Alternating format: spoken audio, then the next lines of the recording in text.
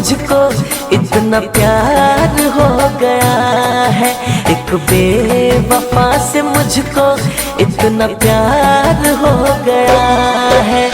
मेरे दिल से पूछो हालत, मेरे दिल से पूछो हालत, बेकार हो गया है। एक बेवफा से मुझको इतना प्यार हो गया है। एक बेवफा से मुझको इतना प्यार हो गया है।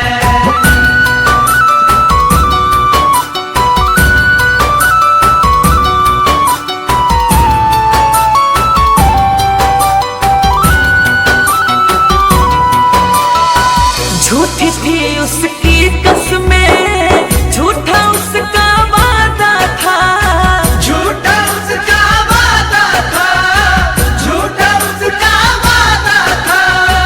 दिल हमारा तोड़ने का उसका तो इरादा था, उसका तो इरादा था, उसका तो इरादा था, उसका तो इरादा था।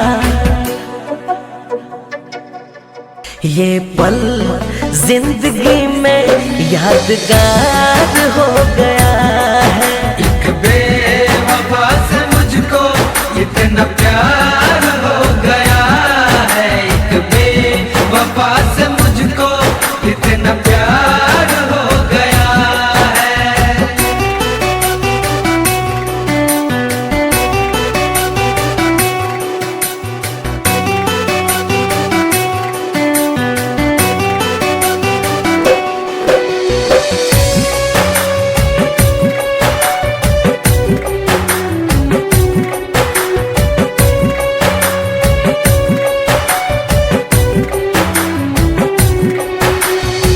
प्यार को मेरे खेल समझकर मेरे साथ वो खेले हैं, मेरे साथ वो खेले हैं, मेरे साथ वो खेले हैं। उनके पास है खास वो महफिल, लेकिन हम तो अकेले हैं, लेकिन हम तो अकेले हैं, लेकिन हम तो अकेले हैं, लेकिन हम तो अकेले हैं।